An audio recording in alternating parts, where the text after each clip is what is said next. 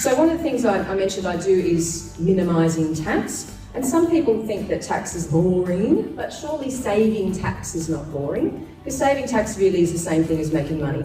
So capital gains tax, you sell an asset, be it property or shares or something like that, and the capital gain really is just the difference between this is what I sold it for and this is what I bought it for, and the difference is your gain. It's a good time when you've got a capital gain to have a look at all your investments and go, okay, well these ones really haven't made any money, there's a loss. It might be a good time to crystallise, so that means sell it down and get that loss to offset against your capital gain in that financial year. If you have dividends in your own name, okay, and you don't have much tax to pay on anything else, imputation credits, so dividend credits on shares that you receive, excess of those will be refunded to you, so you will get a tax refund of excess franking credits when you get shares. A lot of people just think it always has to be a 50% holding, and that's not the case. You know, we have clients 90-10 or 99-1 or whatever, because one of them might have other income from somewhere else. So it might be best then to hold more of it in one person's name than the other name. So just be aware it doesn't have to be 50-50.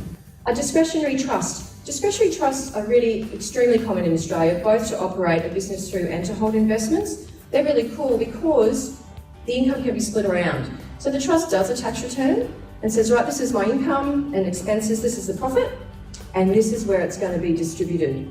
And it's discretionary because it's at the discretion of the trustee every year where that distribution goes. So it can change from year to year. So we advise our clients, okay, what income has everyone got in the family group? Because it can be your entire family group that we're talking about here. Children, grandchildren, nieces, nephews.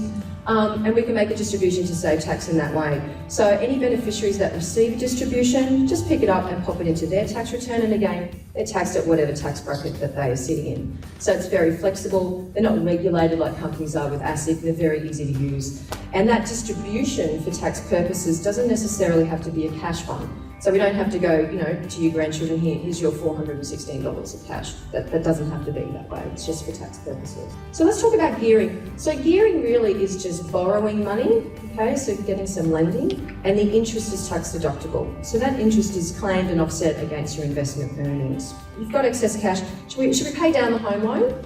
Or shouldn't we pay down the home loan? Because everyone always just assumes, yeah, let's pay down the home loan. But if the home loan's 5% and you can invest that excess cash and get 12%, right, that could be a better option. It's important to know that you have to hold that share for a period of 45 days in order to get that franking credit. And that's particularly important for share traders who are turning over their shares quite frequently, because if you don't hold them for 45 days, you don't get any franking credit if there's been a dividend declared in that time period. The dividend reinvestment is me going, here you go, here's your dividend, and that's income to you right then. It goes into your tax return as a dividend, and you go, oh, well, don't give me the cash, get me some more shares instead. Okay, so that's a dividend reinvestment. It's income to you, you've received the dividend for tax purposes, even though you haven't got the cash. So it goes into your tax return, and then you've got some more shares. But there's no capital gain until you actually sell some of the shares.